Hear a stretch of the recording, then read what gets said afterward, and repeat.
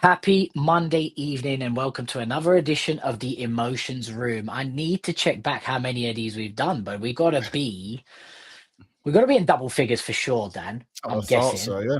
Yeah, I'm guessing we've done at least 10, but we need an official number for sure to check where we're at with that. Just because it's nice to keep track, right? And see where we're Yeah. at. Once we reach that 25. What is that? What's 25? Is that what Jubilee is that? What do you call that? I know it's only 25 episodes, but what do you call it when when the Queen reached her 20? What is Yeah, it there was like Jubilee? jubilees. There was Yeah, jubilees and yeah. stuff, weren't there? Yeah. Oh, mate, we're shameless. Or I shall say, I'm shameless. I'm And if shameless. you're Look, married, you could link it to that. I'm not married yet, yeah. but if you're married, Oh, okay. Yes, I am married. Yeah, yeah, yeah. I'll get you in Anyway, trouble. yeah, for sure. We've done at least, I reckon, 15 episodes, but it's been great. It's been emotional as it always is. So thanks for being here since episode one, Dan. I appreciate you massively. And I'm sure the audience does as well. We start off with the Villa game. We're going to touch base on that. We're going to touch base on Michael Carrick. Obviously, I think it's starting to get to the point now. I mean, we have to just discuss it. Is he getting the job? Is he not? Right? Bruno. I mean, how there still is people in this fan base Crazy. that think we're a better team without him, and yeah, we're going to touch base on that. Is he going to break the assist record? I mean, I think he's five off breaking the record, four off equaling it, and yesterday should have had at least another two goals added to that assist. And Yeah. listen, I'm not here like making sure Bruno gets the assist record, but if Bruno gets the assist record, that means we will cement third. And yesterday proved that we won that game because of Bruno not chasing the assist record. Of course he's not, but Bruno being Bruno. I mean, he creates chance after chance. SESKO coming off the bench again as well, Dan. Scoring off the bench, although he should have had two. I don't know what happened to him there, but listen, positives and negatives, right? And yeah, I'm going through this is what Dan sent me today. I've had no time to go through this agenda, and Dan's been great and sent me this. Can we catch City? They're on 61 points. United are on 54.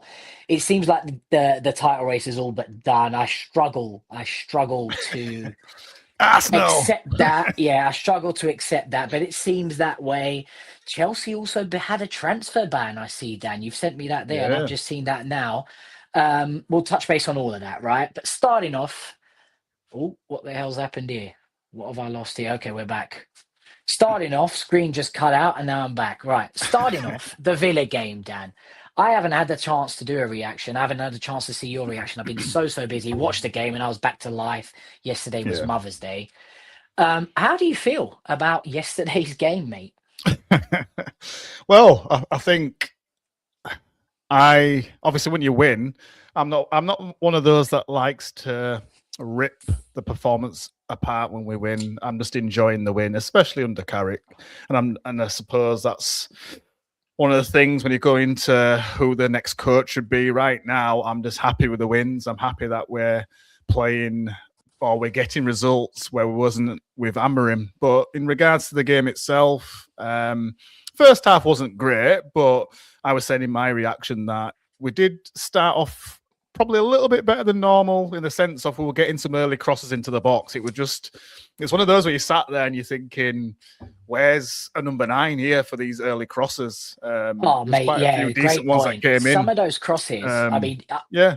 I've gone numb to the game a little bit. You know, when kind of life just kind of brings you to reality. Sometimes I was waiting. I mean, I felt like I was waiting a month to see a Man United game. Saw the game, got the result, and then life just happened, and I forgot about the game. Yeah. Right? But Back you're out right. again, yeah. Crosses were coming into the box, and There were. absolutely no Yeah. one was there. And Bumo Yeah. weren't there. Bruno, that's not his job. But Yeah. no one was. Yeah. You're right. That was frustrating the hell out of me in the first half. Yeah. Carry on. Sorry. Yeah, it's just like first half, it just nobody was getting on the end of the crosses. I suppose I'd expect a bit better from Mbermo really to get on the end of crosses really. And just it's not difficult to make a run into the box, but I think sometimes it's about are they used to doing that? Because I suppose Mbermo at Brentford, he was probably creating more than anything else. So is he Alex in the house? Is he Alex in the house? Carry on. Is he used to making that movement in the box? And I just think there's missed opportunities there where Cunha could have got in there, Ahmad could have got in there. I know Ahmad had a couple of chances or maybe or what have you, but just to get into the box and get on the end of those quite good crosses. Even Dallo put in a cross or two. Shaw was I really thought you early were talking on. about Dalot getting into those positions a few times. I think Oh, it was yeah, twice. positions as well. Yeah. I mean, Yeah, that is the story of Dalot, though, isn't it, Dan? He gets in these positions, he has moments, but he's just fucking shit. yeah. to summarize it, he's just fucking shit. But Well, I've sorry, said carry on. before, he looks good. I think he looks good. He almost fools you into like he's going to do something, but his runs are unbelievable. To get into the space is You're right. unbelievable. Yeah, but then he did he shin it over the bar on one of them chances? There was two occasions. There was one. Do you know what? I can't even. I know he went through twice over like the a blur top. some of it. And fantastic. I think one of them, his first touch was great, and then God knows what happened after that. He just did a Dalot, right? And the second one, I think did he try to head it over the keeper or something? And I don't know, mate. All I know, he was through twice, but I wasn't, I weren't too happy about it because I knew what was going to happen. You know, he's awful, that guy. But listen, you're right. He does get into good positions, but we've seen that from Dalot for so many seasons now. Yeah, it's just frustrating. He's a passenger princess in our team, mate. That is exactly what it is. But sorry, makes Dan, a wrong decision, doesn't it? And then obviously Ahmad had a good header. It was savable, obviously, but Martinez is a decent keeper when he's on it. But other than that, it was just like it was so frustrating to see so many balls going into the box, and you're thinking, I bet if SESKO was on, they wouldn't have done this. It's just really strange why they were doing this, but there's nobody to aim for. Just odd. Absolutely spot on. Obviously, second half was a bit better. Obviously, we scored in the second half, and obviously we'll probably come on to Bruno, but just masterclass in just chance creation from Bruno. But obviously I won't go too much into it. I'll let you guys speak. But he did the same against Newcastle, by the way. He did, to be fair. So many chances against Newcastle for people to put away. People just don't put his chances away. This guy would smash He could have smashed the record, he would have smashed this record, and it would have been impossible to reach it in the future. But you know, we got too many donuts in our team. By the way, listen, I already started negative. Alex, talk to me, mate. How do you feel about yesterday's game, mate? Yeah, I mean, look, is the mic okay? Is my audio all right? You're all right. Your internet's a bit blurry. But that's all right. It's probably because you've got Ahmad behind you. But anyway, I know. I need to blur that out, don't I? No, you know what? Like, I think I said to you both, like, obviously Newcastle was a bad one. Don't want to start on any negatives though, because it was. I think I said to you both, how can we bounce back from a little bit of adversity under Carrick? And yesterday was a shocking game in Newcastle. We all agree on that. To go in a must win, right? I mean, as bad as Villa are playing, you lose that, you see them slip away into third, and you drop, and you're looking over your shoulder to Liverpool and Chelsea. So I think from my perspective, we're going to probably touch on some of the deficiencies in the team, which is obviously going to be game to game. Probably, I don't know if any of them can be fixed. I hope they can be. But look, a 3-1 game. I was entertained. I enjoyed it. It didn't ruin my weekend. We're sat in third, mate. I don't think I think we're going to get Champions League now. Even the most pessimistic of fans can't be looking at this. I think we might coast home, to be honest. So, look, I enjoyed the game, and I think at this part of the season, that's the main thing. I want to be entertained. Shout out Bruno, Cunha. I thought they were both really good. Bruno particularly. Look, mate, I'm chuffed with the win. I think we've got deficiencies. I'm sort of accepting where we are as a team, though. So. I don't want to dwell on them too much. Great win overall. Yeah, I mean, listen, when Casemiro scored that header to start, I'm not going to be scared to start on the negatives. That's what I do, guys. I'm really sorry, but lovely header though. Our midfield, correct. Our midfield is still a flipping state. It's a mess. And to be fair to Casemiro, he makes up for it with these little headers, these great headers, these great goals. And he's great in both boxes, isn't he, Casemiro? Right? He makes up for it there. But his actual job in midfield, he's fucking... It's just not working. There was one moment he tried to play it into, I don't know who it was. It might have been Mbumo or Bruno. And he's basically shot it at him, almost killed him. If he hit him in the head, he would have killed him. Was it right on half time? It was right on half time, wasn't it? I mean, first half. Fizzed it in, didn't it? Yeah, he was awful first half, Casemiro. And I'm not going to talk about his midfield partner because he was even worse for me. He doesn't offer anything for the team apart from pass. But I don't want to sound like a broken record. But what I will say with Casemiro is he'll show up and score a header like that. you know? Yeah, yeah. And that's what you want. Goals, 7 league goals, Dave. Yeah, you That's can't some turn the back on that. return. Yeah, Some yeah. return, that, innit? I mean, He's For going out with a sure. bang. He's going out with a bang, isn't He is going out with a Yeah. bang. It's just a shame he's not a midfielder. He's awful in midfield. It's the bit between the boxes that's a problem. We still have this situation where they play one pass and that's it.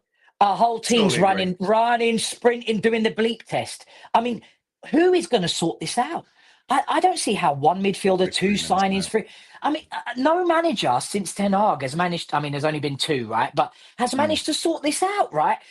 It's just a transition, and we're done for. It's just onto our defense, but away from the negatives. When they equalised, I thought, oh God, here we go. Thinking the worst, to be fair.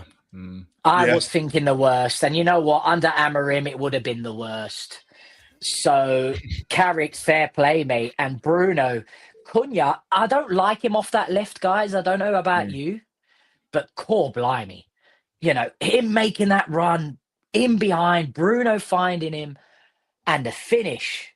I mean, he's really has stepped up since Carrick took over, has Cunha. What a signing he's been.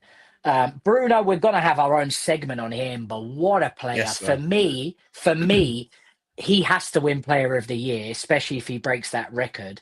And shout out Alex, who's put some money down on him getting the PFA Player of the Year. Was it? You told me it was after the Man City game. You put that down? Yeah. So what happened was obviously. Yeah, I need to send it to you, Dan, as well. So basically, I think the City game, I thought he was the best player on the pitch in that game. Fantastic assist for Mbumo. Probably should have got more in that game. I can't remember the details exactly. And I was sat with my brother, and I was like, "Who's going to win PFA Player of the Season this year?" And he said, "Declan Rice is heavy favourite." And I was like, Fucking Declan Rice. We got Gooners Therapy here in the chat, so they'd love to hear Declan Rice. Oh, here we go. Probably a good time to join this. Carry on, Alex. You tell them, mate. So basically, what happened was I went on after the derby, and I saw Bruno Fernandes was 100-1 for PFA Player of the Season. I was like, I'll stick a tenner on it. It's a grand back. And obviously, since then, he's crept up and up and up and up. And now, cash out's about 100 quid. So the odds are leveling out for me a little bit here. And I think if he gets that assist record and Rice just plateaus into whatever his season is, I think he's been okay. I think he's been good. Maybe a 7.5 out of 10 for me, Rice. Gabriel, no. I've just seen that. Sorry. Rice, I'll sit up. Gabriel, forget it. Winning the league's going to probably swing it, though. That's the thing. Yeah, winning the league, swing it. But exactly, record, Alex. Breaking the assist record is a big deal, Taking it is for me. I just don't know if it's going to be seen that way. He says he's got 20 quid on the quad at 50-1. Well, you won't get no money back for that, I'll tell you that. Yeah. It must be mad. Must be mad. I think they'll get 2 cups, but a quad. Yeah, no way. No way. That would be ridiculous. Yeah, and listen, they have been immense, Rice and Gabriel, you're right. They have been immense. But Bruno, to break that record in an awful team, is more than immense. It's monumental. It will be very difficult for anyone to break that again. So that's why he's a shout, Anyway. Henry, I mean, how long ago was that season with Henry? It's got to be 20 plus years, right? That Henry's had that record. I know De Bruyne equaled it, but nobody's broke that from Henry. So I think he's got a great shot as well, Dave. Fantastic team, right? De Bruyne has equaled that in a fantastic team. Henry hit that in a fantastic team. This is not me taking anything away. Bruno's hitting that. With all due respect, with Yora on the end of things, Xerxes on the end of things. With Dallo on the end of things. Don't forget where we were playing as well. Don't forget we're playing deep for a lot this season. He's 5 away from breaking the record. I mean, they've come in here to wind me up. I know they have, yeah? He's 16. 5 away from breaking the record, okay? 4 away from equaling it. He could have got 4 or 5 in the last game, easily, yeah? I think Sesko's binned a few for him as well. I think, Sesko's been brilliant. I'm just saying, he's like yesterday, I thought he had the Cunha chance, didn't he? And I don't know what he did with that Sesko, but that should have been another one. And we keep having, you said Euro. Was it the end of the Tottenham game when Sesko had a last minute? He was in the middle of the box and he headed it straight Vicario. Man. We'll get to Sesko. I want to go through some of these comments. Here I am to officially apologise. This is twisted and fair play. It's what it's about. Here I am to officially apologise to Bruno. I'm sorry for my crimes against him, and I will never doubt him again. Well done. Good stuff. It's good to acknowledge, like when you realize I'm like that. Listen, I get it wrong all the time. I'm talking a bunch of waffle majority of the time. It's good to realize Bruno has been fantastic. Without him, where would we be? 9 games ago, we were 11 points behind Villa. Now we are 3 in front. I mean, it's just what a season it's been, isn't it? It seems like a long time ago I was celebrating draws. That's what it was, right? It seems like a long time ago. I was well, I never did that. But people were celebrating Arsenal losses, right, at the start of the season. But back to that game before we move on to the next segment. We did fantastic to turn that around. The ball from Bruno to Cunha, unbelievable. What a finish. SESKO coming on, great goal. Should have had 2, but I'm not going to knock him for that. He was in 2 minds, wasn't he, guys? Was that a shot? Was that a pass? What do you reckon, Dan? It just turned into nothing, did it, in the end? I don't know what that was. It was just confusing. I was sat there thinking, what the fuck are you doing, pal? I think he was trying to pass it to Ahmad, but it just looked horrendous. I just think this is it. I don't know what it is with him sometimes. I think when he gets a goal, it then almost like relaxes and thinks, I've scored now. I don't need to go again. And he just needs to get that ruthless streak for me. But for me, he should have just been running on goal and just take a shot because he's got a good shot on him. So just use it. So Ahmad probably wouldn't have got it anyway because there were 2 players on Ahmad. When you look at it back, so I just didn't get it. Crazy. I don't know what he's thinking. Just cut across your defender and slot it, just like Cunha did. He saw Cunha did just do the same. Yeah, he had a yard on him. I don't know what he was thinking. And then I've gone blank. Who scored the 3rd? No, he was the 3rd. That should have been the 4th, right? Yeah. That should have been the 4th. Wasn't there another Stonewall chance after that, or am I dreaming? No, I don't think there was. And Bumo got taken off, didn't he? He didn't look too happy. Just to kind of end this. What did you think of Mbumo's performance? Do you think we should have started with Mbumo as a false 9? Should he have been on the right instead of Ahmad? We'll touch base on Ahmad, jokes aside as well. But Mbumo was looking at Ahmad when he was getting subbed off. Maybe I'm reading into it with my agenda against Ahmad. But I felt like he was looking at Ahmad thinking, that's who should be coming off. I should be going on the right and SESKO should be up front. But what do you guys think? I'll go to you first, Dan. Go for it. Really quickly. I just think there was some not fake it. That's the wrong word, but false reports that Mbumo was going to start on the bench at first, and I actually wasn't mad at that purely because I think he hasn't been himself for the last few games. I know at a blink of an eye he can do an assist or maybe even score, but I kind of was a bit pissed off with him against Newcastle, really. So I wouldn't have been mad. Mbumo, yeah. I wouldn't have been mad at it if he'd started on the bench personally, and just sort of try and rotate a little bit and see what works best because I don't think Carrick's quite got that front three right yet. I think when SESKO started, yes, he did score the game before Newcastle, but I don't think he's been as good starting for whatever reason. So I think he's been better coming on, and he seems to score when he comes on. So, but Mbumo, I don't know. I think it was the right substitution personally. Fair enough. I think again, it's one of those where if it was Ahmad, I wouldn't have been upset. Cunha, I think, had to stay on, but if it was Ahmad, I wouldn't have been upset. So it was a bit of a toss a coin for me, really. So I actually agreed with the substitution at the time when he came off. So no, I don't fully disagree with you. But what do you think, Alex? Yeah, I think Mbumo. I firstly didn't like the attitude. Mate, you've not scored for a few games now, and you're not the most polished on the ball either. You were chasing your first touch round at Newcastle, and you missed an open net. So to echo what Dan said, I didn't know about those rumours, by the way. I thought he could have been benched. He's the only one that's not been benched, right? Ahmad benched, Cunha started on the bench under Carrick, and SESKO's been benched the most. So Mbumo's the only one. Bruno's obviously not going to be benched. Mbumo is the only one that's not been benched yet. And I think, look, the Ahmad situation, they're 2 very different players. I thought Ahmad was poor yesterday. I know he's over my shoulder. I think if Ahmad is not retaining possession and he's giving the ball away on the edge of the box, I think we've got a problem. But I also think Mbumo's not been sharp now for 2 or 3 games. And the way I see it is, I don't know what you two think, is you've got Ahmad and Bumo and SESKO going into 2 positions right now because Cunha and Bruno are undroppable for me. You know, I'm a big Cunha guy anyway. Bruno's undroppable. Yeah. I think you got 2 of them that start now. And I'm looking at them and I'm thinking, you have a bad game. You cannot be moaning because Sesko's coming off the bench and scoring. And Bumo, I didn't like the attitude. I don't think you're playing well enough to pull a face, although Ahmad could have been hooked. Agree with that. So I wasn't bothered either way. I think it was a game situation, Dave. I think it was we're 3-1 up at the time. Ahmad is better on the ball than Mbumo usually. I want to keep the ball, see the game out.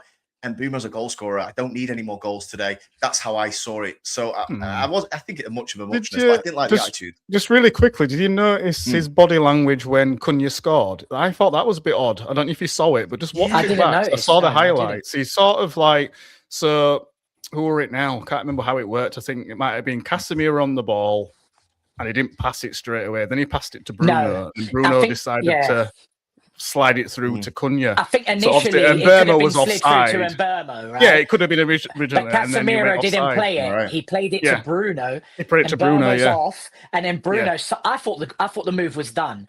I was going to say this actually. He was making a lot of runs yesterday in Mbermo, and no one was playing him in. No one was playing him in.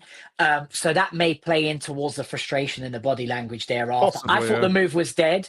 For Bruno to then reignite it with the Cunha pass, but I didn't notice his body language there. Yeah, because I thought it was on purpose that he was sort of like walking offside a little bit just to distract him a little bit. At first, I thought it was a little bit on purpose at first, but I didn't. But then when I watched it back, I realised that he was making the run for Casemiro to pass it through. I think, but it worked out well because the defenders got drawn to Mbermo at first, and then the ball came through, which was obviously pinpoint. Beautiful ball to Cunha. Cunha then scores, and I can see Mbermo he put his hands up like that. You probably can't see me in lens. He put his arms up, and I thought it was a bit weird because he wasn't sort of like thinking, celebrate, and he was sort of almost went, why didn't that come to me? It was weird. Yeah, just watch it back and see what you think. I'm kind of with Twisted here. I don't mind that he's not happy coming off. I'm happy I don't mind that wants because to stay you need on. to be upset about that. Yeah. And prove himself as long as it doesn't cause things in the dressing room, which I don't think Mbumo will. That's what Twisted says. I agree. And listen, Salah and Mane weren't best of friends, were they? And they made it work. Teddy Sheringham and Andy Cole despised each other. They didn't talk. They made it work. I couldn't care less if they don't like each other. And it makes sense. They're both big transfers that came to Manchester United. One wants to do better than the other. And Mbumo started. They get along. No, they get along. To be honest, Cunha and Mbermo, they do get along. It was just a bit weird because I watched it back and I thought, why is he doing that action? It was just very strange.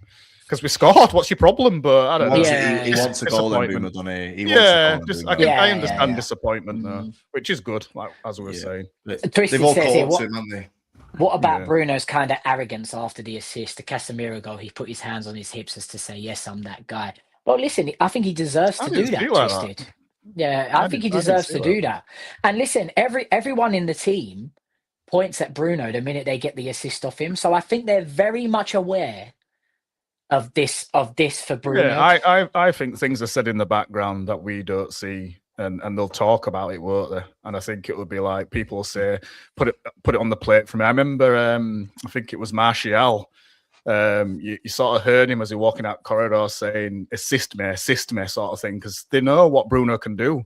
And they used to talk about that a lot. And I think it's just one of those where it's like, there you go, I've done it for you. I've put it on the plate for you. This is what I do. There's nothing wrong with that. You can have confidence, but I didn't see it as arrogance personally. There's a fine line, isn't there? Confidence, arrogance. But I want to see my players confident and arrogant anyway. There is a line. I think him and Cunha have got that good arrogance. Bruno, Cunha, they puff the chest out. I think SESKO has to a degree as well, to be honest, which is surprising. So it's good. I think it's great, to be honest. Yeah, no, listen, it was a good win, and the Man United of 3-4 months ago would not have pulled that out. And after the Newcastle game, it needed to be done, right? It needed to be done. We needed to get a win, and we got it. And it's with Chelsea dropping points, Liverpool also dropped points. I mean, it seems like, there's the title race, Arsenal and Man City, right? And then there's the race for Champions League, and we seem like the most consistent team at the moment, despite that blip against Newcastle, which we can say is a blip now, right? I feel like we've cemented that third place, beating Aston Villa.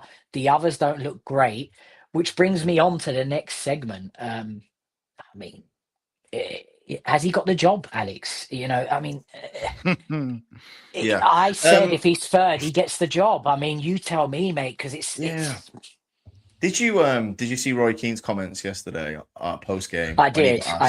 Yeah, it was quite funny, to be honest. Yeah. I think it's funny though, coming from Roy Keane, who protected Ollie for quite a while and campaigned for Solskjaer to get the job. He's obviously got a personal thing with Carrick. I'm not sure the history of that. Is it because he got replaced by Carrick? I don't know. But anyway, coming to it, I think that, look, my gut feeling all along has been shake hands and walk away, right? That's how I feel. At the minute, I think I'm getting to the point where I'm willing to see Carrick get it now. I just think that I don't hold the low block shit against him. I saw I can't remember who it was now. It might have been somebody United stand or Stretford Paddock, and they were talking about we can't give it in because of the difficulties in games. He can't wave a magic wand and sort out player attributes. And in my opinion, he's got a limited bench. He's utilizing the bench well via SESKO. I'm getting to the point where I'm willing to give him 18 months to 2 years, a 2-year deal, and see what happens. So I'm not against shaking hands and walking away either, to be honest, if there's an experienced coach. Look, Michael Carrick's not coached any Champions League games in his career, and we're on about giving him the job full time.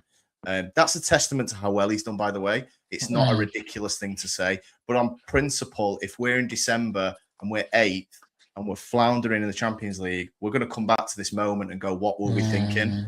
He's managed 0 Champions League. Oh, he might have managed 1 when he was caretaker last time. But give or take, he's not coached a game in Europe yet. And you're looking at it going, we've done this now. We did this with Ollie to a degree, Ten Hag, Amrin. They were never the guys, the top guys in class. It's that anxiety of doing it again and being here, Groundhog Day in December. But does he deserve a crack? I think he does, bottom line. Yeah, Dan. I mean, Alex, before you come in, Dan, I mean, Alex, you said 18 to 2 years is 18 months to 2 years is incredible. I see why you're saying it, mate, but yeah, I didn't think you'd be that convinced by now. But yeah, fair enough. I think you've only just out of principle, I think you've got to offer him a deal of at least longer than a year, just so it doesn't seem temporary. I think he could go sooner than that. There's no way he could go in December, right? He's the ex-Middlesbrough coach we're talking about here. The point in before you come in, Dan, the point is, Alex, have you seen enough that if he gets backed in the summer again with 3 to 4 players, that he knows how to get the best out of what he's got? Have you seen enough to support him in the summer? And I mean, do you think Carrick can win you the Premier League? That was you brought up Roy Keane. You brought up Roy Keane, didn't you? Yeah. And you're right. He was rude. And if you didn't see it, Dan, maybe you did, but he was just basically saying there's a bunch of managers that should be ahead of Michael Carrick, right? And Redknapp kind of confronted him and said, well, name them.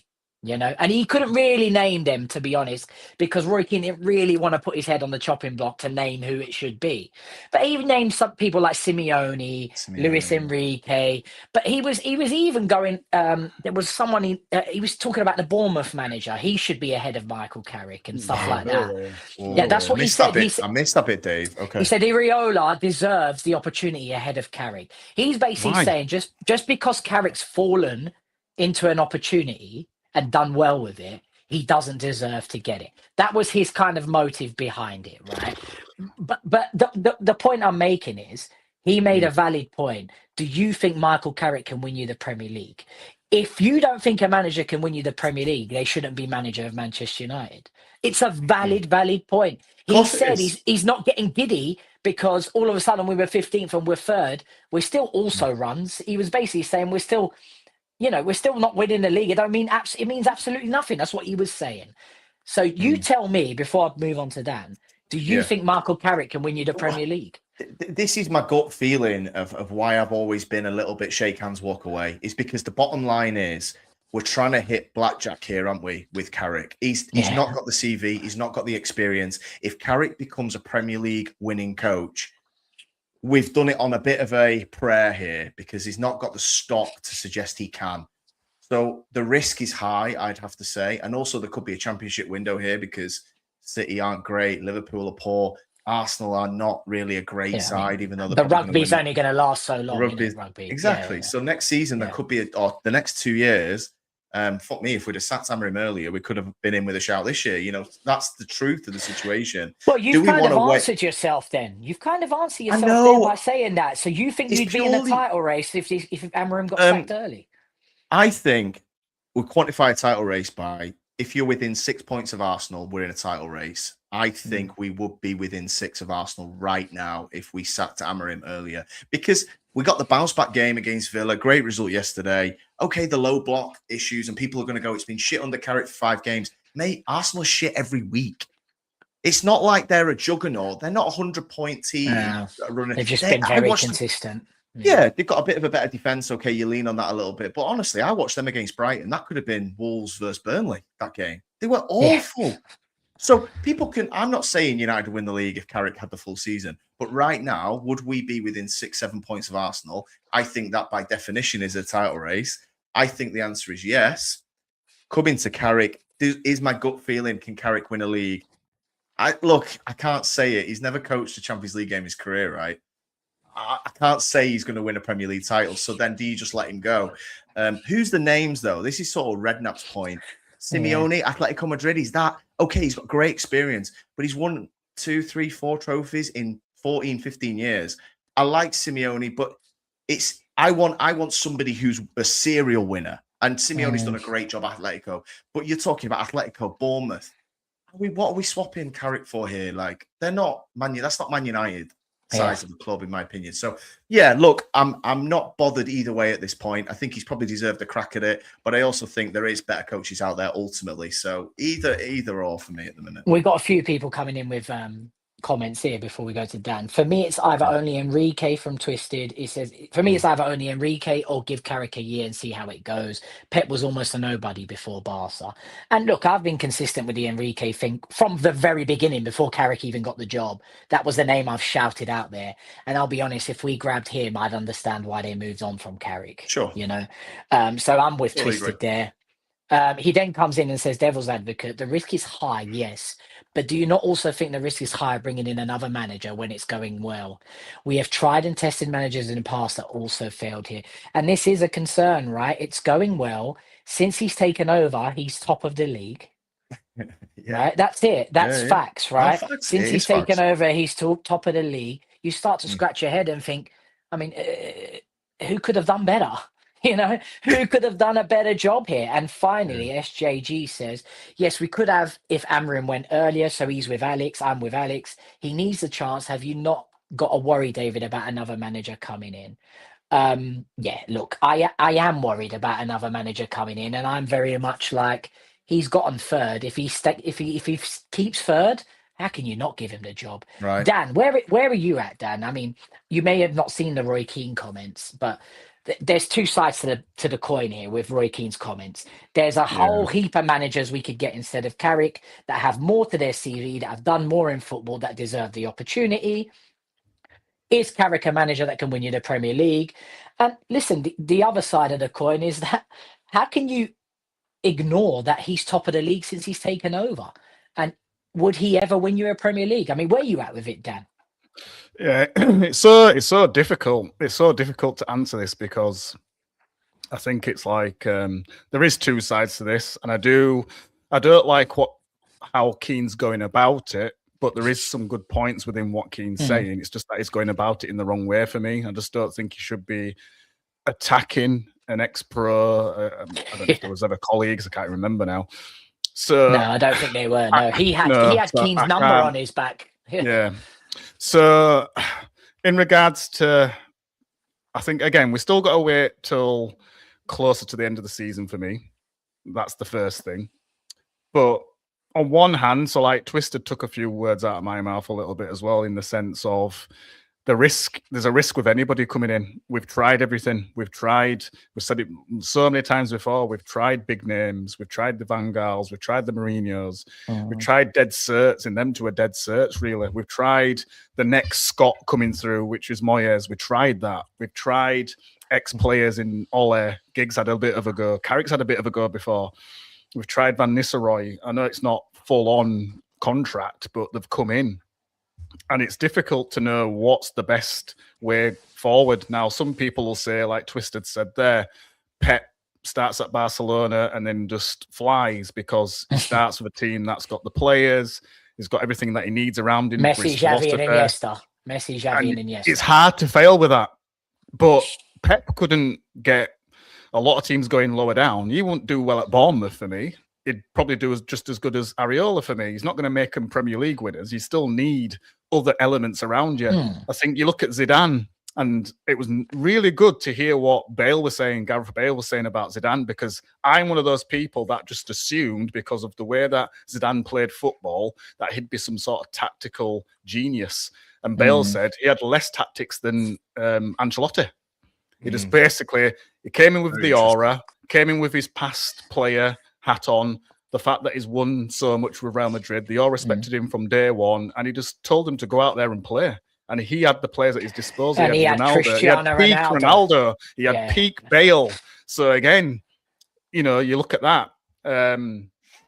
So in regards to a past player coming in, like Arteta, I know he's not won it yet, but unfortunately, David, it looks like they're going to win it. All he's really done is been Pep's side piece, and then he's gone to Arsenal and he's played good football there and stuff. You've got to admit that.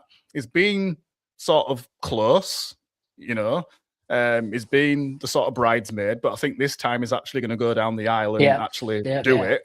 So it's like, what was Arteta's background? Why did he deserve to get a position there? So I think for me, it's more PTSD from Ole. So we're all sort of, if you were not Ole at the wheel, you're lying. I'm sorry, but if you weren't Ole at the wheel, with the vibe that was going on, ex-players sort of dragging you along, you must have felt something when Ole was in charge and getting all those wins and that sort of game against PSG and Rashford doing his thing. So I think it's PTSD where you're just thinking, can we go down that line again? Can we really let an ex-player of Manchester United take charge again? And also what we're looking at is being the coach at Middlesbrough. So you're thinking it's Middlesbrough, he failed there, and that's how we see it. But the thing is, again, would Pep do really well at Middlesbrough? That's my question. Would Zidane do really well at Middlesbrough? All these tactical geniuses that you talk about or you think about, would they do well at a team without resources? Look at Pep this time. And one last thing on this as well. We talk about the fact that, and I've said it myself, and I'm guilty of this, I've moaned a little bit about the standard of football at times, even under Carrick, even though I'm happy about the wins. I've said it's sort of tailed off a little bit. But Arsenal aren't playing well. They're going to win the league. Man City haven't played well, and they've got the best coach in the world at Man City, and they spent, what was it, 500 million, whatever it is, very recently. They're not playing pretty football. Liverpool were barnstorming last season. They're not playing nice football either. Who else is there? Brighton was always known for playing pretty pictures on the field. Awful. They're not playing well. Newcastle aren't playing well. Nobody else is playing well, but yet still we're all attacking Carrick and saying, why aren't you playing nice football? But there's other teams that have got better players than us, better midfields, better attackers. Maybe I know our attacks. We had that argument to say our attacks pretty good, to be fair. But in regards to this guy coming in, though, he's only just come in.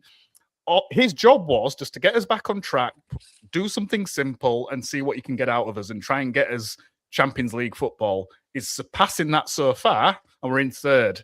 So I just think, just to answer the question, because I'm not going around the houses, What I've been saying more recently is, unless it's Enrique, possibly Tuchel, I'm not interested.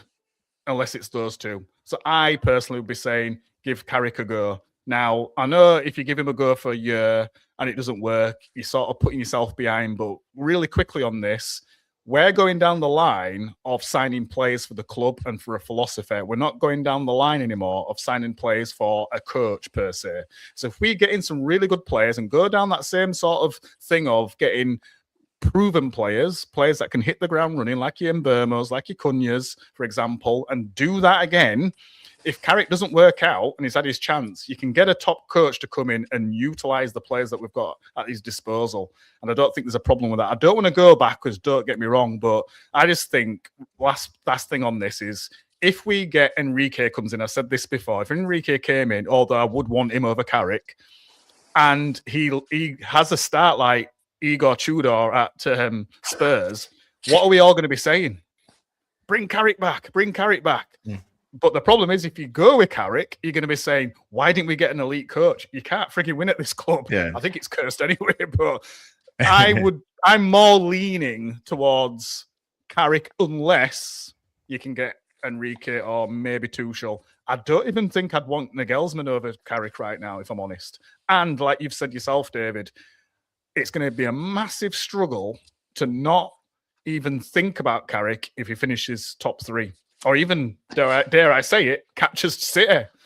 How would you look past him? And I appreciate even like what your brother said, Alex Christian, is like, you're doing it again. You're doing that ex-player thing. You're going to fail. It's not going to work. You've tried it with Ole, and you're just going to be crying at the end. And he's probably right, but I struggle to see how you see past him if he gets his Champions League football, finishes 3rd or higher.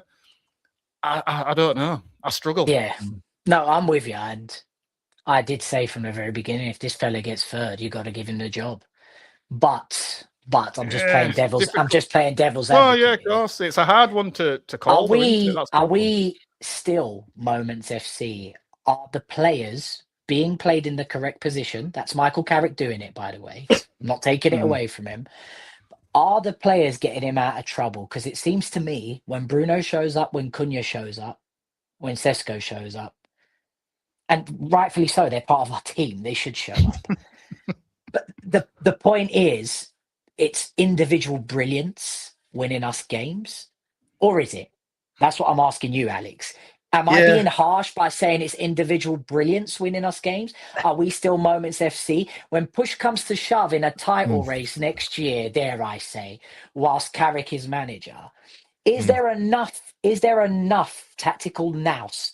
Is there enough in-game management from this man to keep us in the top 4, to keep us pushing towards the title? Or is it just players? Yeah, I think it's a really good question, isn't it? Because we have been a moments team for a long time. Even under Ten Hag, Rashford was delivering moments. The Casemiro Eriksson thing was okay for a bit, but it didn't feel something sustainable for 4 years. I think, yes, I think there's some good points in there. I think the counter argument to that is that the blokes picked up the pieces of a squad he had no involvement in putting together. That were not performing, and I know we all know the answers why Amarim's results were poor, but at the same time, I think in a way, I almost look at it the other way, and I've come full circle on Carrick here. I appreciate this, but it's like we're getting the results despite the deficiencies, and the deficiencies are not his fault. Like I don't think that. Look, can he say to Casemiro, play the simple ball more? Yes, but maybe Casemiro just isn't. He's not going to do that. He looks like he's trying to get the GAs at the minute. Can he say to Mainu, be more aggressive? He might be saying this. So I think that he's actually getting results despite the deficiencies that he can't fix. Dallo, okay, we'll drop that. Mazraoui's not great. So he's not got a stacked bench. So in a way, I look at it and go, he's got the deficiencies that we all point out. Casemiro's passing. Mainu's a bit lax. Ahmad can go in and out, not got many. He's not very creative. And Bumo chases the touch sometimes. But at the same time, he's getting results.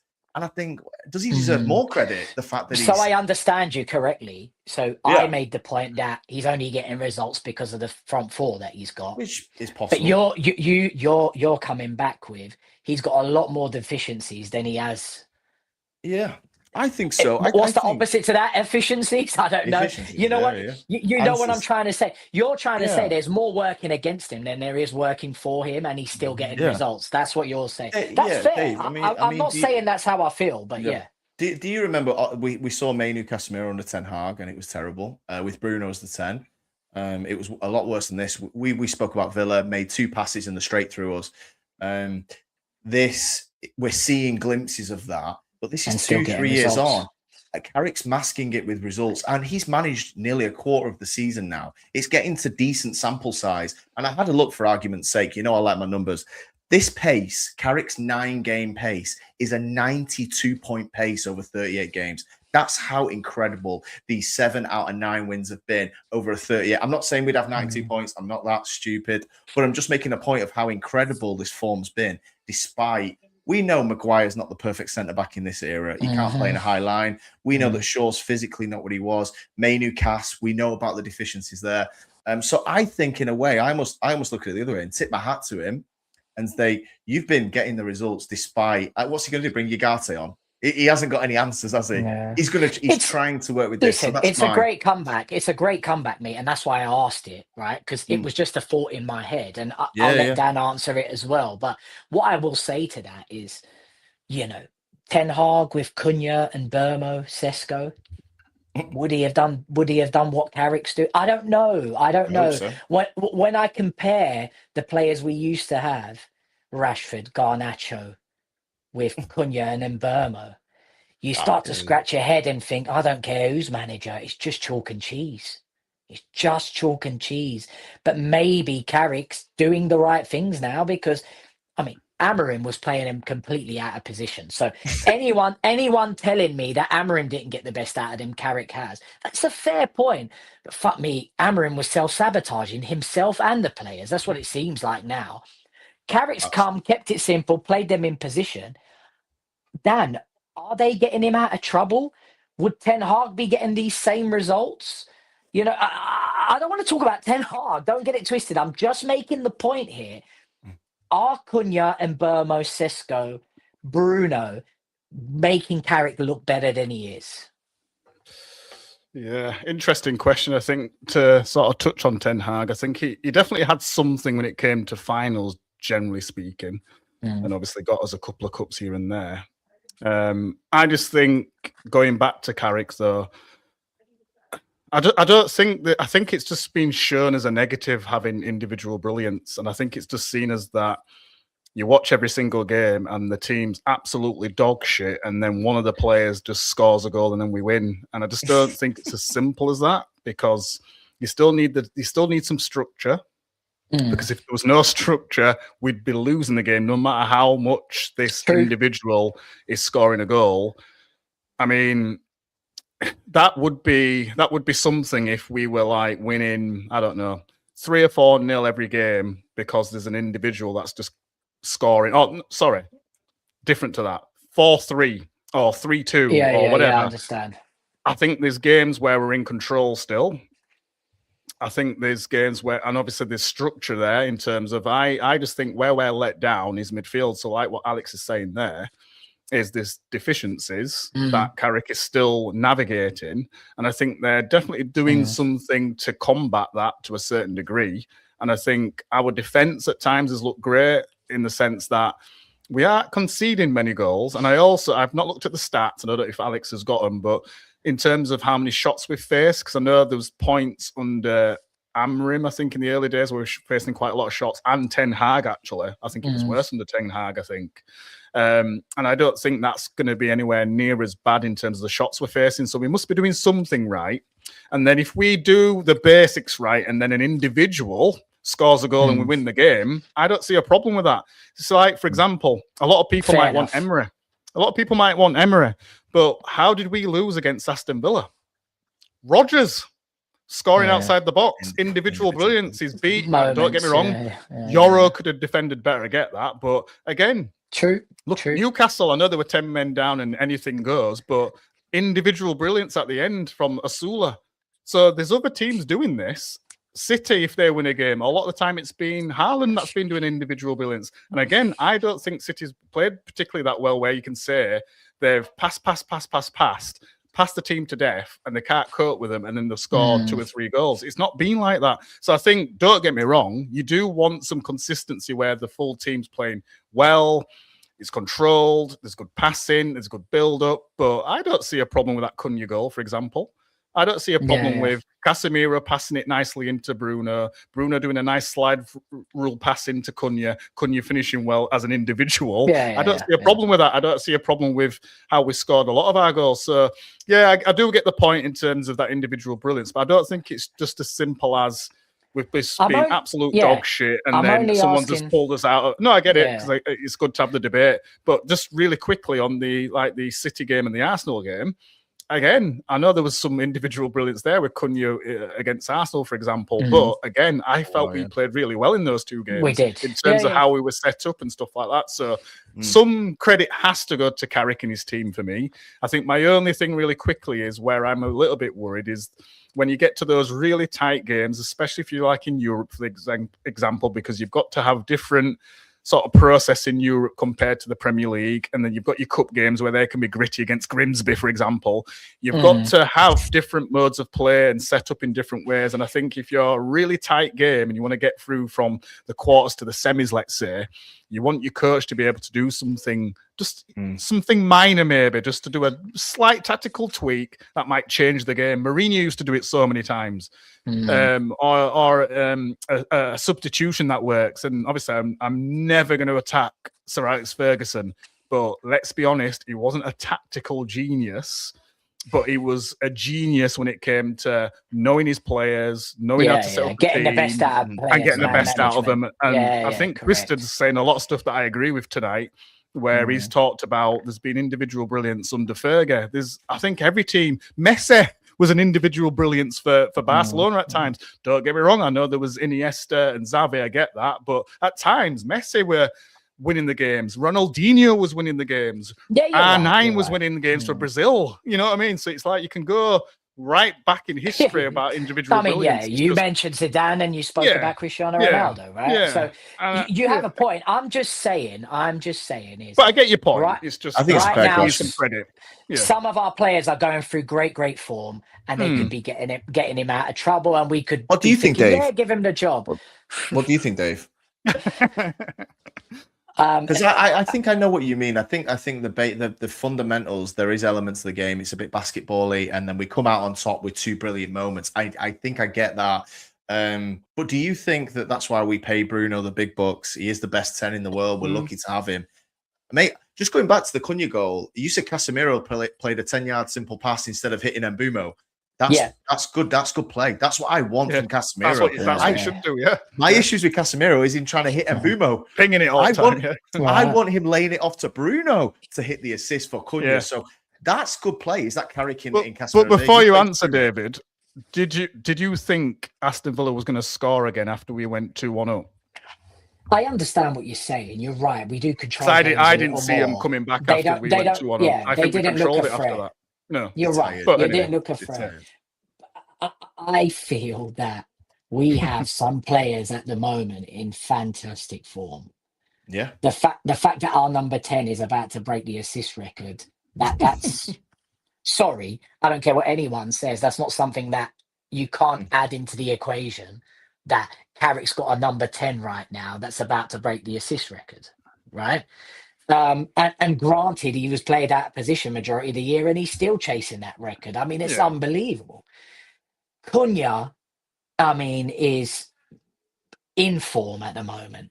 SESKO, I mean, flipping hell. I mean, how sustainable is this? Him coming off the bench and scoring every single time, or starting and scoring every single time. We got to be honest. The second opportunity is a little more like the SESKO we've been seeing overall, right? Yeah. Everything he touches at the moment goes into the back of the net. Though, isn't it? But that's his bad decision, though. It totally. That way. Yeah. No, but what I'm saying is, I'm just playing devil's advocate. I've got a little feeling to answer Alex's question, because I know, Alex, you may need to rush off. If you need to go, just go. No, I'm fine. I'm good. Mate. But I've got a feeling our strikers and attacking players are in unbelievable form at the moment, and they could be disguising a little bit what we actually are. I feel there's like they're room for getting that us point. out of trouble. But I also think, why are they in good form? That's my other question to that. As a bit of a rebuttal is, why they're in form? Because for me, I think sometimes you've got to have some form of consistency, whether it be in training or methodology, where you've got a bit of consistency for people to then perform off that basis. So you've got a platform.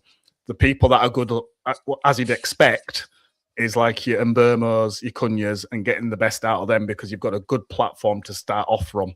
And don't get me wrong, there could be a lot of from Carrick go out and play, lads. I'm not saying it's as simple as that, but there could be more of that than there was. I mean, end of the day, Amarim for me overcomplicated things. He confused the hell out of them all, and they couldn't perform in those conditions. And that's the thing for me. So, but I get your point. Definitely. I'm just a little worried. I think we all. I'm a little bit with Roy Keane. I didn't like the way you put it across, but I'm a little bit with Roy Keane. Do I really think Carrick can win us the Premier League?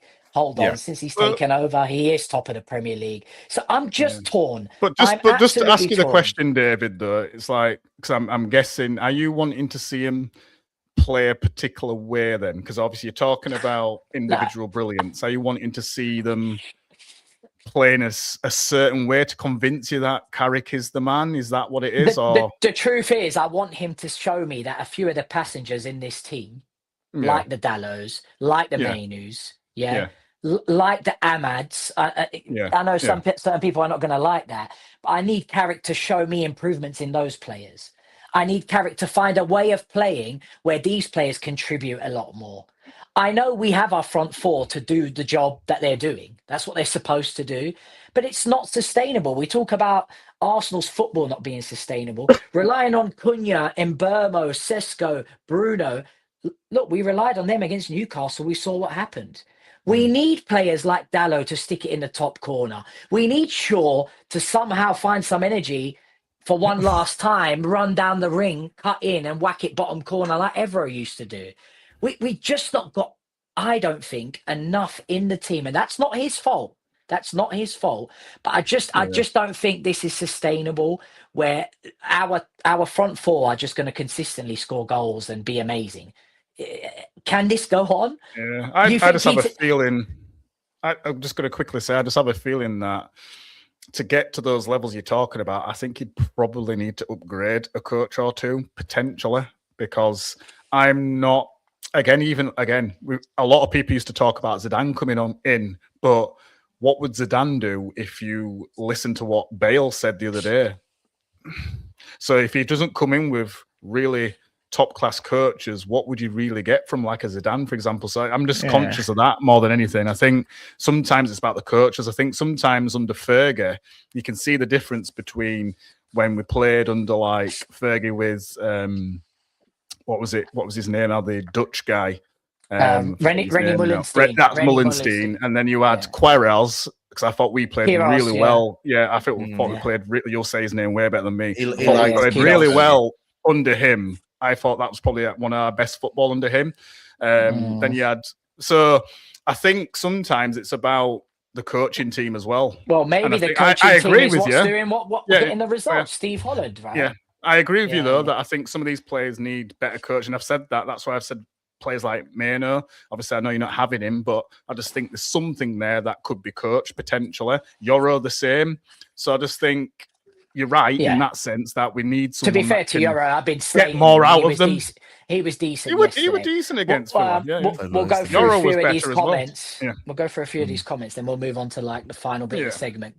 On the other hand, David, we always do this with everyone. We aren't playing well. It's the manager. We play well. It's the players. Why can it never be both? And Twisted's on form tonight. He's saying everything I'm thinking.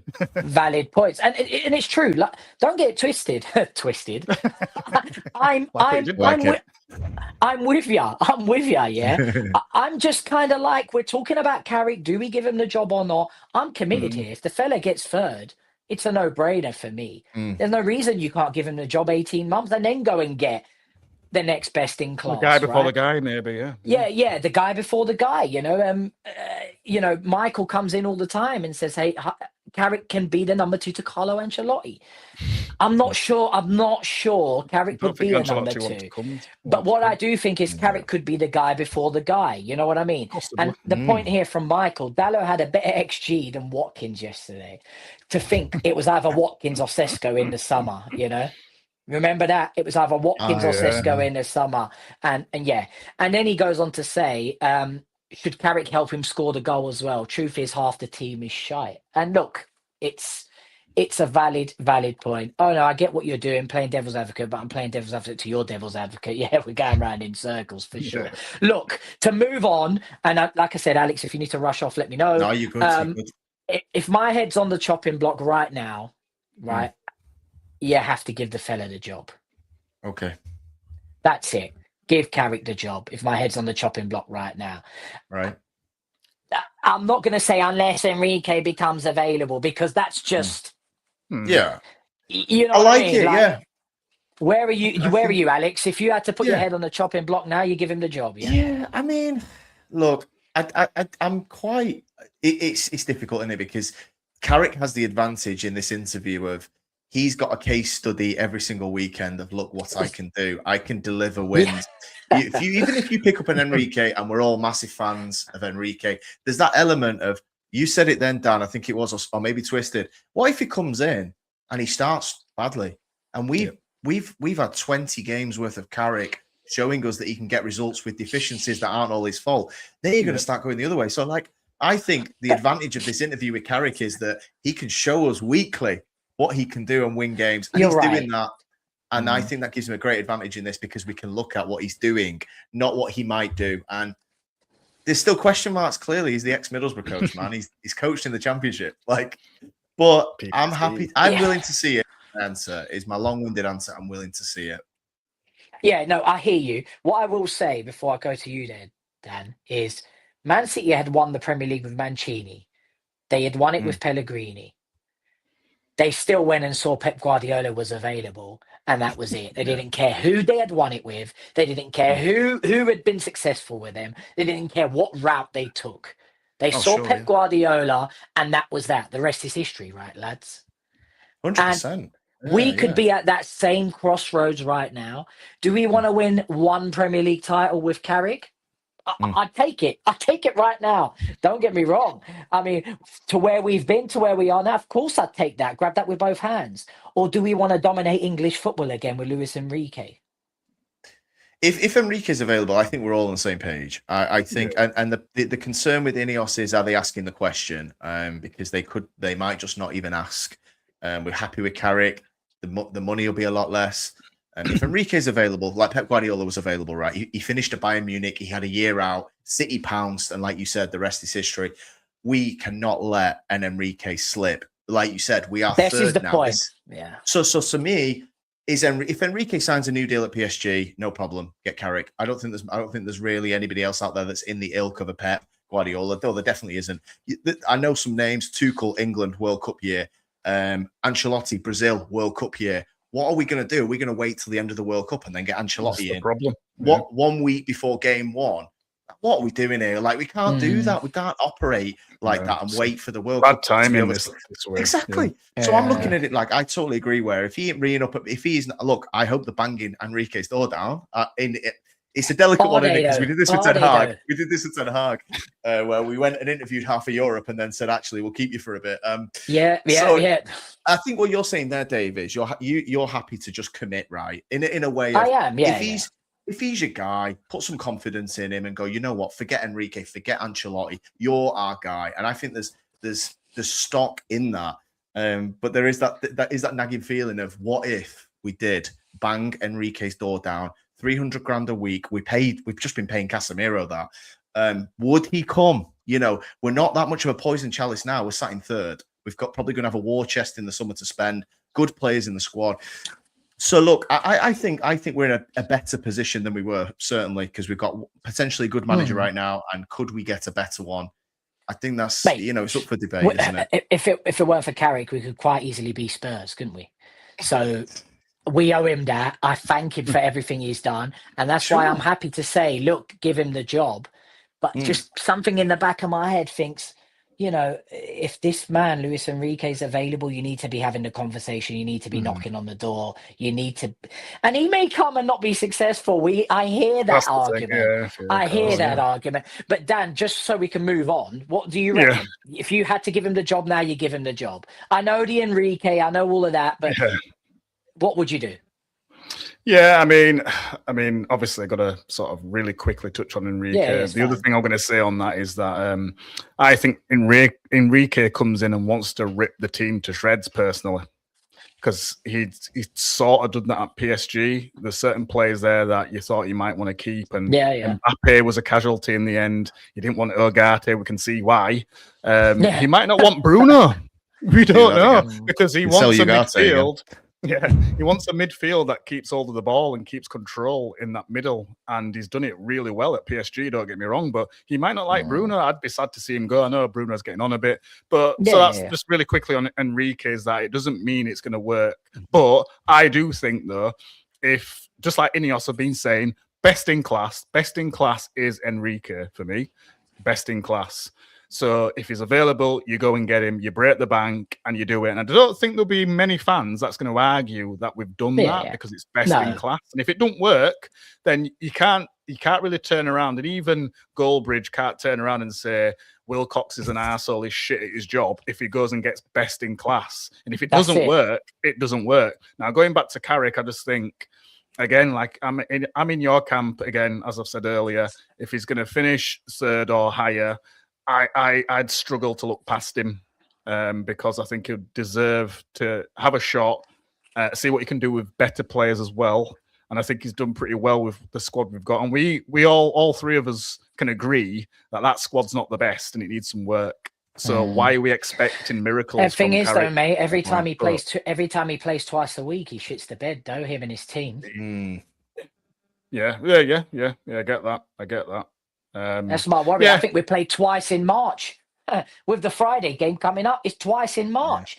I mean, it's actually becoming a fact that, remember, people were saying Man United would be dangerous this year because they haven't got that many games, right? Yeah. But under Amarim, that didn't seem to help.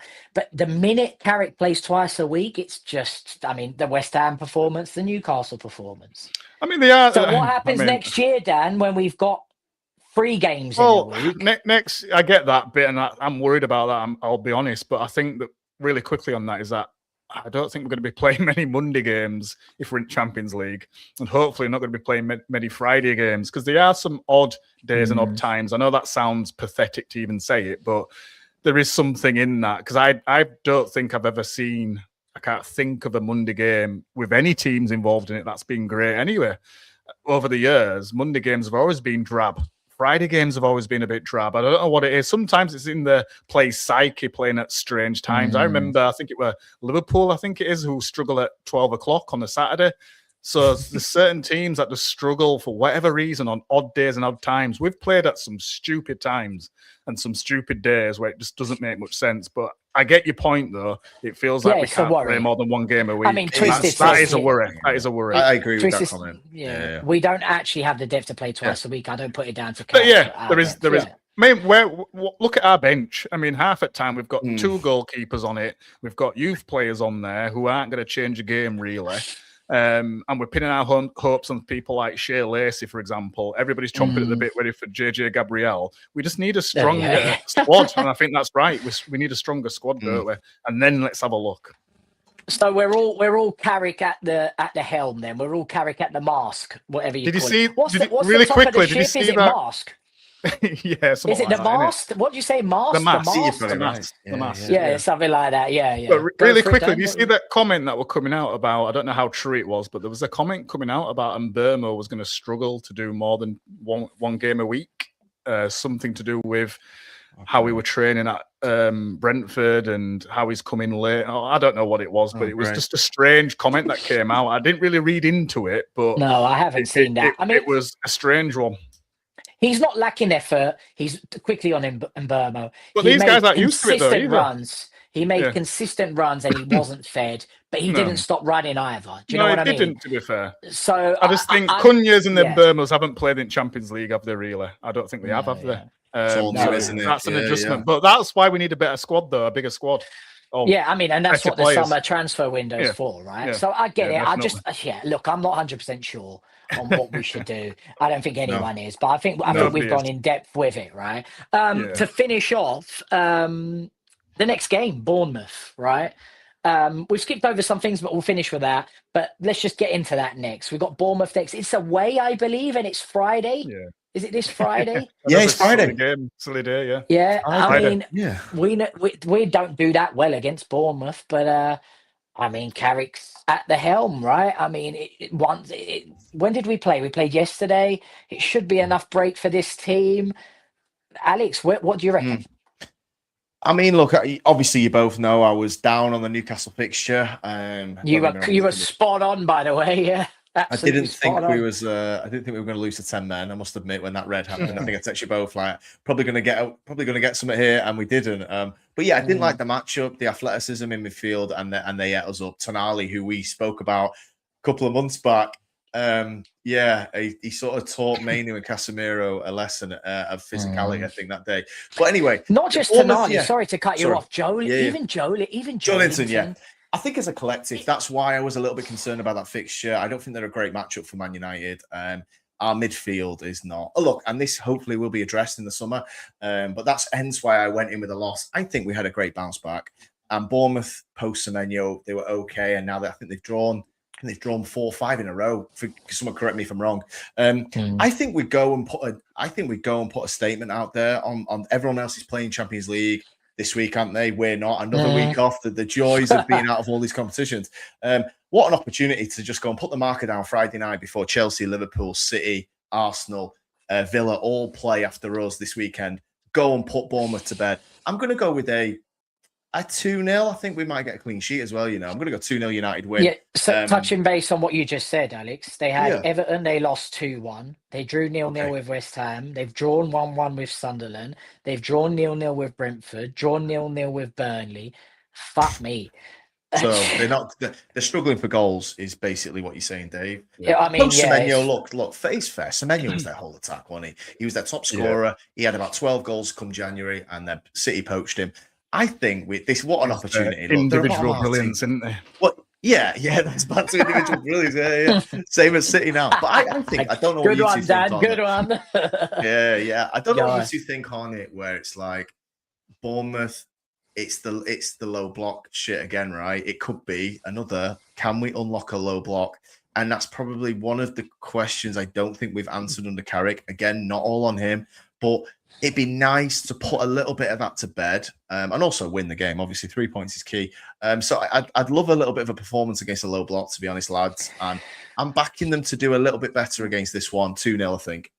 2-0, okay. I'm going to go 2-0, yes. Before you come in, Dan, I'm just going to go through our last few games against Bournemouth. We were at home, obviously, early in the season. That was 4-4. It was an amazing game, and I was actually happy with the result because we were finally scoring goals and playing some football. I remember going on the football terrace and getting absolutely slated because I was happy with the result. But it was a tough time at that time, and just seeing us score some goals was lifting me off my seat. That was 4-4. We then drew 1-1. That was 2025, April 27th, so the end of last season, I assume. December last season, we lost 3-0. Oh, my goodness. All right, hold on, mate. This is terrible reading. Okay, December the 9th, 2023, lost 3-0 to Bournemouth. April 13th, 2024, drew 2-2. December 22nd, 2024, lost 3-0 to Bournemouth. April 27th, 2025, 1-1. Last game, 4-4. So we haven't beaten Bournemouth in 4 or 5 games. So over to you, We've Dan. Been fucking shit, haven't we? We've been shit, man. Just to summarise that. Yeah. Over to you, Dan. What do you predicting for this game? Yeah, I think obviously when you talk about the past games, it don't look great, and they've been like our sort of bogey team in a way, haven't they? In a sense, I don't think it's so much that they're a great team and what have you. I think it's been more about on us and the way we've been playing and how we set up. And I think there's certain teams where, especially under Amarim, where they just worked out that 3 at the back so easily and just took the piss out of us. So I don't see it going that way this time in regards to that. I think they've lost too many players that would play really well against us, like your Kirkezers, like your Semenyos, for example. I think Kluivert's out as well, who normally plays quite decent against us. So it's not looking great for them. Looking at their past results, 4 draws in a row. The last win was it Everton or something? Just looking at a quick stat here where it was 22 shots without scoring against Burnley in that last game. That's against Burnley. Have drawn 0-0 5 times. So they've just scored 3 goals in their last 5 league games. So they're not high goal scorers at the minute.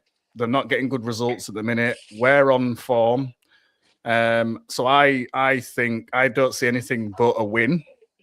In terms of a score, I'm always worried that we concede, but I'm inclined to go with what Alex is saying there and probably 2-0. A 2-0, to be honest with you, because I just don't see where their goals are coming from. I think the team's weakened. I think they're in a bit of a free fall a little bit for me. I think we've got more firepower than them, more individual brilliance than them. So I'm going with a 2-0.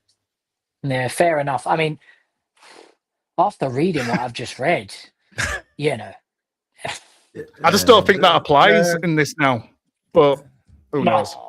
Blimey, Dan. They're a poor side with that Semenyo. Yeah, I hear you, but blimey, we ain't beat them in fucking since 2022. I think it was. I couldn't even scroll back that far. Would you a win over Bournemouth? Yeah. Unless they go down to 10 men and then forget it. Yeah, we're definitely losing. That's a great point. Look, I think we need Mbeumo to show up. I don't know if he starts him.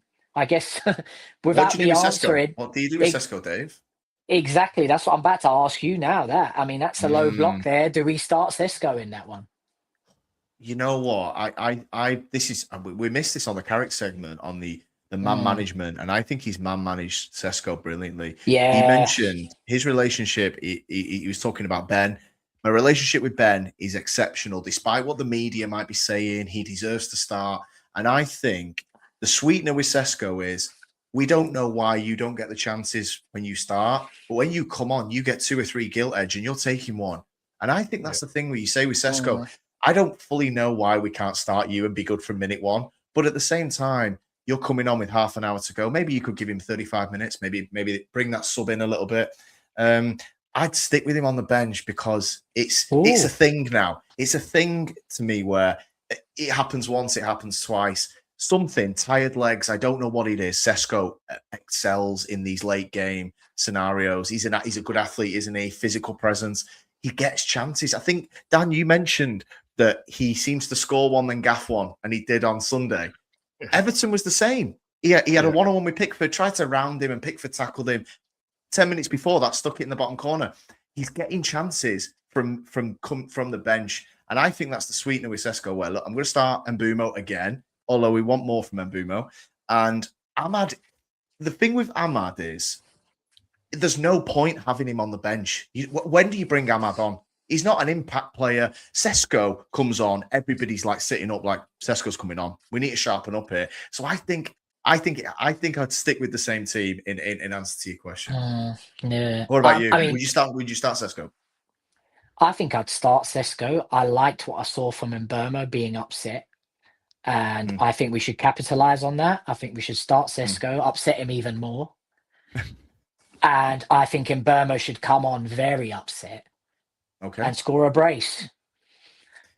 Yes. I would play on it. And Mbeumo doesn't strike me as the character that will shy away from being upset. Do you know what I mean? Would shy away from a challenge. He strikes me as the character to be like, okay, you didn't start me again. Like, you've started SESKO ahead of me. Was I that bad? I'm going to show you. He strikes me as that type of player, and I think we should capitalize on that. I think he's due a big game, is Mbeumo. We've not spoken about him enough as a fan base. It's Cunha, it's Bruno, it's SESKO. And Mbeumo's one hell of a player, and he needs to show that in this game. So I would bench him, and I'd bring him on. So start SESKO, bring on Mbeumo thereafter, and I think that's who wins us the game. Nice. I like it. I hear you, mate. I'm really here for that. Yeah, where are you at with it, Dan? Just to finish, because I have to rush off as well, just like you guys. Would you start SESKO? Would you start Mbeumo? Yeah, I mean, going off what I was thinking of the last game, I wasn't hating on when I thought Mbeumo might have been on the bench, but I've swung back again purely because it just feels like, I mean, I don't know what it's like for Mbeumo to come on as a sub, so I don't know if I want to test that, if that makes sense. So really quickly, I'd probably be more leaning to SESKO start on the bench again. Having that front three that probably better around the pressing and tracking back, sort of set ourselves, see how we get on, and then SESKO's the big man that comes on and changes things. But again, your narrative works as well. It's a bit like when you've got, I can't remember what it was, when you could, like a computer game where you can go to different scenarios, pick A or B, and you can still get to the end, but you've gone down whichever route. And I think both could work because of both reasons, where Mbeumo is really angry, wants to show Carrick that you shouldn't bench me, and then SESKO is doing really well off the bench currently. So I could go with you, but if I'm going to lean, I'd probably go SESKO bench. To finish there, if I'm in Carrick's shoes, those are the sort of things I want to see from Carrick. And Mbeumo's not been performing, right? Yeah, it's not a case of it's not a case of dropping him. It's reading the situation, right? I think it's his turn to be dropped. To be fair, it is. So, it in a is. way. But it's that man management. Have you got that Fergie man management skill where you don't lose players when you drop them? In fact, they want to prove you wrong. They want to show you that you shouldn't even think about dropping me. But I want to know he's dropping one for tactical reasons more than anything as well. I think sometimes that's a good thing to know that I've thought about this, and tactically, this is how I think it's going to work. And if that means tactically it's better to start SESKO, I think it's nice to have that element in there as well. And maybe it's not the be-all or end-all, but I just think... No, I mean, I do think it's a big deal. I do think it is a big deal. The SESKO and Mbeumo debate is a huge deal. You know, which games to start Mbeumo, which games to start SESKO. I think it's massive. But coming on with tired legs, making those runs that Mbeumo does, I think that's the way forward. I don't know. We'll see. To predict it, I think if he goes that way, we win the game. And Mbeumo needs to show up, though. We just need more players to show up. That's all I'm saying, guys. I just don't think it's sustainable the way we're going at the moment. I totally agree with you. Yeah, we need a Dallo putting it in for Mbeumo. Do you understand what I mean? We need an Mbeumo, Ahmad 1-2, and Ahmad slots it. We need more from the squad to kick on. Otherwise, this ain't going to be sustainable. That's my only concern. Well, I mean, we'll never see it, but what would have been interesting is if SESKO had have started last game with all the balls that were going into the box quite early on, what that might have looked like with SESKO in the box. But anyway, we'll never see it, will we? But Doggo, I've just seen his name. He's a big miss. Yeah, he is a big miss. And look, Twister says here, Cunha, SESKO, and Mbeumo front three, and Mbeumo crosses more than Ahmad, who's more of a cutting play. I agree. You'd play that is the way forward. I would play Mbeumo instead of Ahmad, but I understand and I agree with Alex, and he swayed me a little bit. When Ahmad plays, we seem to keep the ball more. We do. Yeah, he wasn't great at that on Sunday, but normally. Yeah.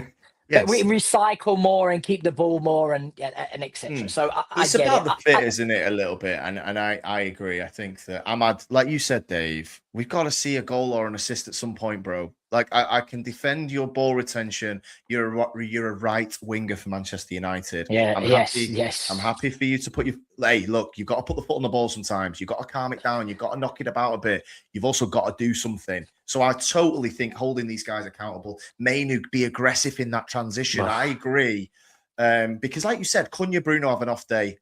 What then? And I hope it isn't Friday, but it could happen, couldn't it? But that is it. That's my only concern with this team. That's my only concern with giving this manager the job. And you know what? If Mbeumo switches on this week because Carrick's dropped him and he brings him on, and for me, I'm going to give Carrick credit for that. He's read the situation. He's managed the player correctly, and that player's come and won us the game. That's what I want to see. And like I say, I've said it twice now, but I just want to see Ahmad. I want to see Dallo. I want to see more players like Mainu contributing towards the. And yes, I know they don't have to contribute by contributing with goals, but create something. It seems. Yeah, you do need some output from Ahmad. Definitely need some output from Ahmad now. Yeah, that's all I'm saying. And last comments coming through. Aman has started overthinking his game, which is affecting him. I think so as well. But listen, guys, I got to rush off just like you guys. Thank you for being here. It's always emotional in the emotion room. Let's hope come this time next week, if you're around, Alex, if you're around, Dan, we're celebrating another win against Bournemouth. Our first win in 5 games, I think it is, against Bournemouth from what I've gone through. So even that alone, guys, even that alone, you have to start scratching your head and saying, Carrick, blimey, you're doing all the right things. After the Newcastle loss, I ain't gonna lie, I was like, the bounce is over. But after beating Villa, and I know they've not been great, you have to say Carrick's doing a fantastic job. Anyway, guys, please go over and subscribe to Dan Talks United. Subscribe to the Football Brotherhood. Hopefully, we'll get Christian on eventually. I was hoping to get him on whilst this team was still in the title race, but that doesn't look like that doesn't look like that's happening. Anyway, guys, it's been emotional in the emotion room. Catch you guys on the next one. Love, peace out. We're all Cheers, good fellas. to Appreciate go. it. Cheers, People. mate. See ya. Bye.